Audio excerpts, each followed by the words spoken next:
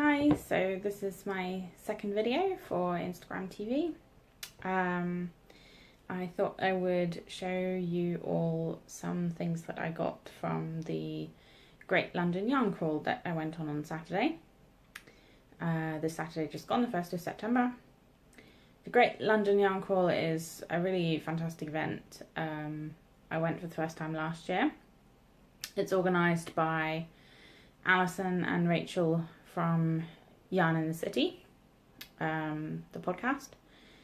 And it's one of the two main events that they run. The other one is Yarnporium, which I'm also going to, which happens in November.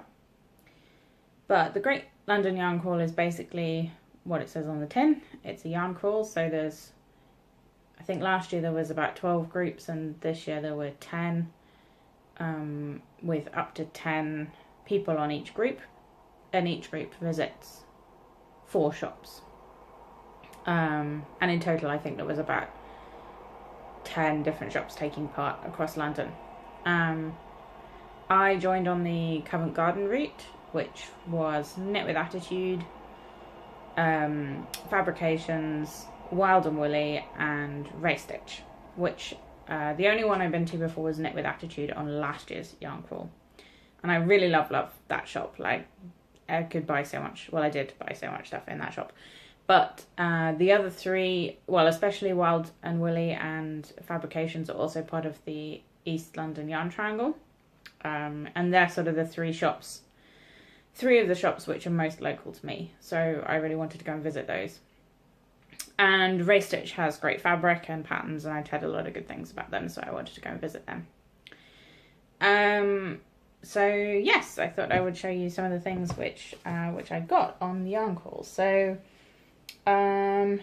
firstly, well, you get a goodie bag at the start of the yarn crawl, and that has some things in it.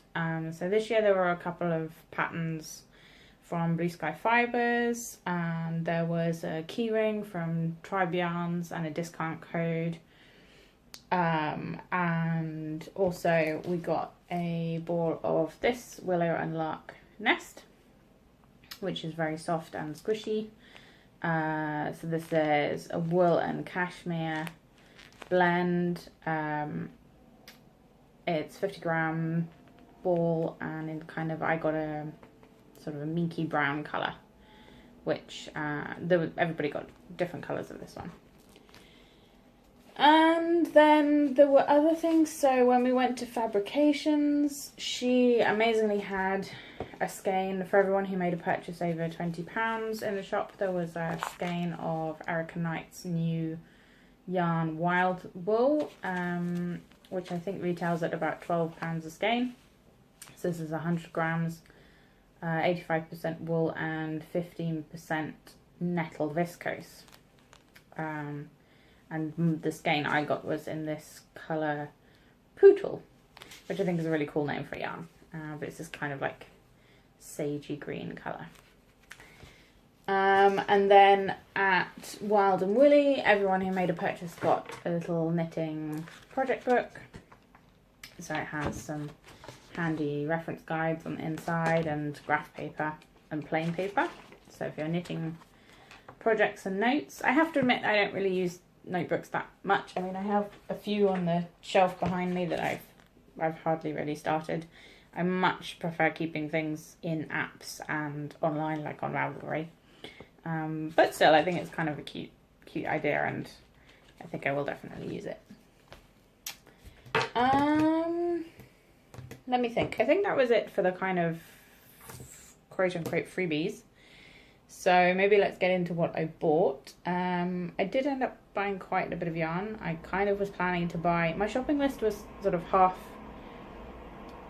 yarn and half other things. And I did get the other things as well, but I did also buy quite a bit of yarn. So firstly, my planned purchase was some skeins of the Blacker Tamar 4-ply. So I got 2 skeins in this colourway, which is Lina, and 1 skein in this colourway, which is Laveni. So, bit of a backstory to this yarn. I'd heard a lot about it. lots of other podcasts reviewing it, and I definitely wanted to try it because I've never actually knitted with any blacker yarn, which is kind of strange because they're based in the southwest of England, which is where I'm originally from. And this particular Tamar range are all named after rivers in Cornwall, where I used to live before I moved to London. So I really wanted to knit something with some of this yarn, and preferably using some of the colourways named after rivers that I have lived on. So one of those is the River Camel. Unfortunately, when I saw the camel colourway in Knit With Attitude, which is where I got these from, I didn't really like it that much. I liked the Lina and the Laveni colourways, so I just went with those in the end. I thought, well, I'd rather have something in a colourway that I like than use something just for the sake of what it's named.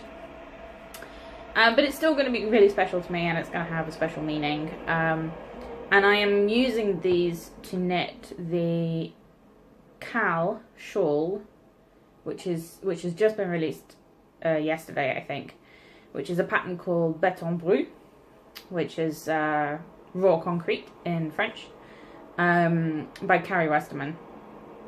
And that's going to be a Cal for Yarnporium. It calls for Woolcott Yarns Opus, which I have used before, and I have a tiny amount left of, which is a really nice yarn, but it was just a bit more expensive than I wanted to buy, and the Tamar comes in at a slightly lower price point. And because this yarn would work for that pattern, and it was a yarn that's been on my to-use list for a while, I thought it was better to go with this. So that's the Tamar collection. And then, also from Knit With Attitude, I was so happy that we were the first group in Knit With Attitude, because she'd been posting so much on Instagram about things that she'd got in stock just in time for the yarn crawl that were expected to sell out, or that she was going to have limited stock of. And I got one of the Plistre, I don't really know how you pronounce it, I've never heard anyone say it, but one of the project bags. It's really nice, really high quality canvas. I love this colour. I got the medium bag, which has just got a loop handle and the drawstring front, and a zip pocket on the front, which I've put all my pin badges on, which I'll come back to in a minute. And then inside, it's just an open duffel bag, and then there's sort of some pockets for your needles. These ones have eyelets in, so I'm not. This pocket inside has 3 eyelets in the front, so I'm not really sure if you're supposed to be able to, if the idea is that you can have, to be honest, quite a small skein of yarn and have it threaded through. But I'm not sure why you'd want to do that, because somebody pointed out to me once that would mean that your project is basically stuck in your bag until you can cast it off. So I'm not really sure what the idea of those is. But anyway, there's other useful pockets on the inside, so you can separate your yarn and bits and pieces and things like that. And it's got a nice solid base. So yes, I was very chuffed. They are not that cheap, but they are really nice, and I think it's worth investing in a good project bag. In several good project bags, let's be honest. But so to come back to the pins, we have on here. So I started out, this is last year's yarn crawl badge, and this one is this year's yarn crawl badge. That one's from Community Clothing, which is the factory-based clothing initiative run by Patrick Grant from the Sewing Bee. This one is just a shawl pin I got from Wool and the Gang. This little one, crafty on it, I can't actually remember where that came from. And then these were the 2 new ones. So this one, the Feminits pin, was another thing from Knit With Attitude that she had limited stock of that was likely to sell out. And this one, Nevermind the Knit, came from Fabrications. That was a gift from Fabrications. These they had made for their Worldwide Knit in Public Day event, where they knit the Say Balls to Trump banner, which went on the protest march in London, and she had some left, so those were freebies for the yarn crawlers. So yes, that's my lovely new project bag, which I'm very pleased with. Then What else? So, from Fabrications, I bought fabric. Fabrications is a really interesting shop. They have a mix of yarn and upcycled and recycled textile-based art and clothing. She runs a service called Remember Me, which she was telling us about, which essentially you can get her to make a bespoke item out of clothing or fabric items that belong to a family member or have some other significant sentimental value. They have some yarn ranges, and they also have fabric, which is from Offset Warehouse, which is a one of the sustainable fabric initiatives. So everything is sourced from sustainable sources, which I really like. So I bought this, which is 2 meters of this really nice sort of drapey viscose, very light, but it's got a reasonable amount of body to it, but it's quite light and it's going to drape really, really nicely. And it's got this kind of lovely, slightly Japanesey bird and floral print on it. And it's the base is kind of a charcoal navy, I would say. So I've got 2 meters for this, and I'm going to make probably most likely a sew over it Clara blouse out of this. I kind of am in love with that pattern. I've made it twice already, and I think this would be a perfect fabric for it. So that's what I got from Fabrications. Then from Wild and Woolly, let's go to Wild and Woolly next. So I got more yarn. So at Wild and Woolly, my yarn purchase was somewhat on the hoof, shall we say. At this point, the only yarn I'd actually planned to buy was the Blacker Tamar. So at this point, I'm basically shopping on a whim. I don't have a project in mind. I don't know what I need or how much I need of it. But I did know that I have lots of coloured yarn. I have lots of fingering and sock weight yarn.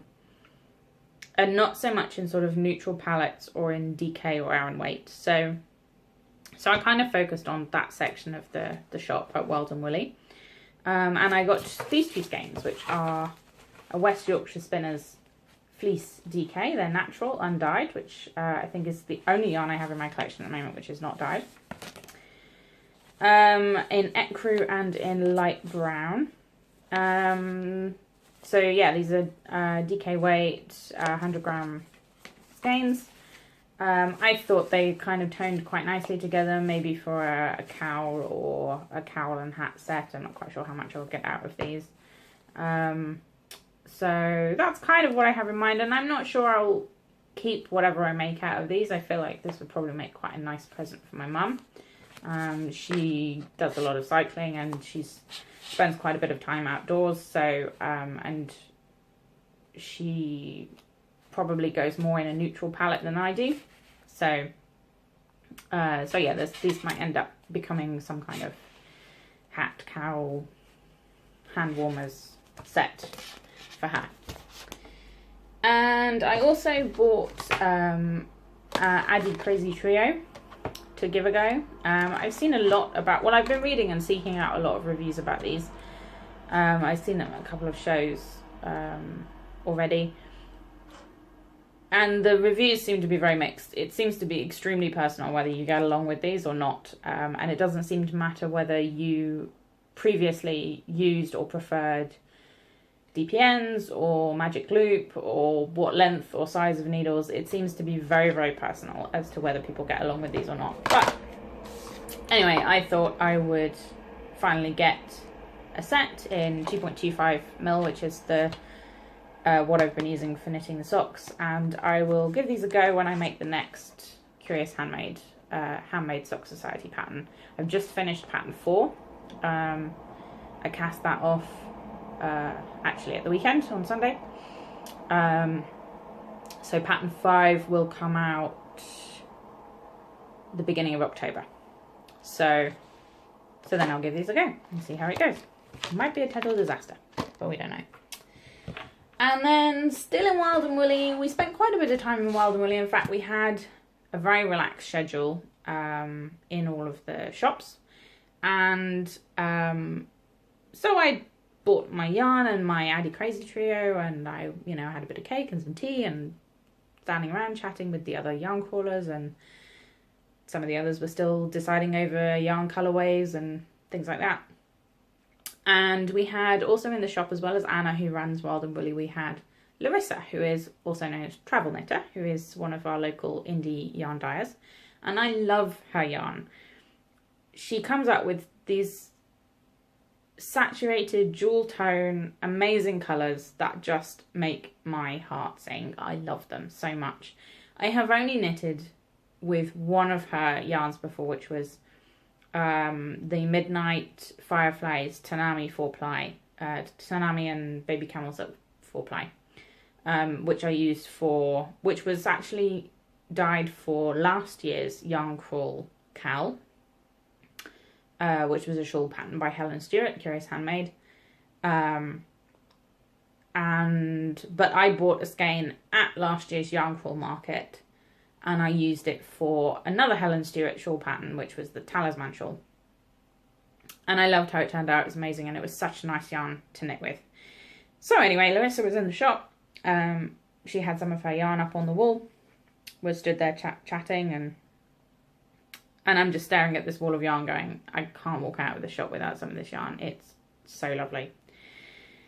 So yes, I have 2 skeins of DK weight this time, rather than fingering weight, but DK weight from Travel Knitter. So this one is the Puddled Iron colourway, which is like a tonal of variegated grey, which I'd seen her post lots of things on Instagram with this colourway and loved how it knits up. And then this one is called Jaipur, which is obviously a very, very saturated mustard yellow colour, which I'm in love with this colourway well, to be honest, I have been since last year. It's having a moment. It's a bit back in the fashion world at the moment. And obviously grey and yellow together, Grello, we all know it's fabulous. So I bought these skeins, and my plan for these is probably to throw myself into trying a brioche pattern. Probably a cowl or a wrap of some kind. I have 2 contenders. One is a recent pattern by Renee Callahan, the Brioche Twister, which is kind of a long wrap. And the other one is a cowl and mitts pattern from Knitting Magazine. I can't remember which issue off the top of my head. So I was nearly at the end, and I had a brief interruption. I was talking about my Travel Knitter yarn, and that I'm going to have a go at a brioche pattern. Not quite sure when I will get to cast it on, because I think the Carrie Westerman Cal will take priority, but we'll see. And then, so moving on to the last shop that we visited was Ray Stitch in Islington, and here I really only bought notions. So they have a huge range of fabric, but I will admit most of it was above the price range that I would normally pay for fabric at the moment. Plus I also have quite a lot. I bought some denim in Birmingham last week, and I'd already bought the 2 meters from Fabrications. So I decided against the fabric, and they have a huge pattern room, which is really great for inspiration. But again, I just bought a few new patterns, so I wasn't really shopping for those. But they also have some really great notions. And one of the other things on my shopping list was to get notions for jeans making, because jeans are I'm determined I'm gonna bite the bullet and do jeans. So I bought the denim the other week. So I needed some top stitching thread, so I got sort of a traditional gold colour. And also I really like the idea of having a bright blue top stitching on really dark denim. So this is one of the denims that I got, and I just love that idea of having a really, really bright pop on the dark blue. Almost black, actually. So yeah, that was the top stitching thread, and to go with that I also got a set of top stitch needles. I already bought the jeans needles last week, and 2 zips, metal zips. One is a kind of dark, is a black or a very, very dark navy, and the other one is more of a mid blue, which should go with the two denims that I have. And the other thing I got, which was a bit of a whimsical purchase, I have no idea what I'm going to use them with, but I got a set of 6 buttons. They have these mother of pearl buttons with really cool sewing themes on them. So you have a Singer machine, some scissors and a spool of thread,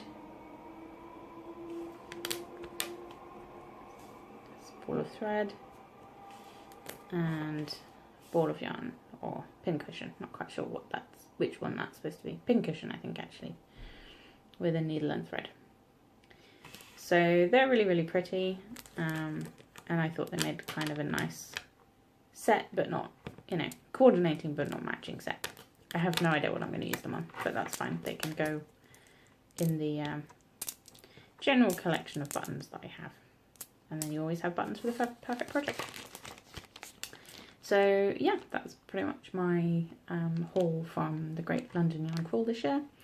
If you, well, actually, even if you're not based in London, we had lots of people on the yarn crawl who had travelled from very far afield. There was 2 ladies on our group who live in Alaska and Washington, and they planned a trip to the UK and decided to join in the yarn crawl while they were here.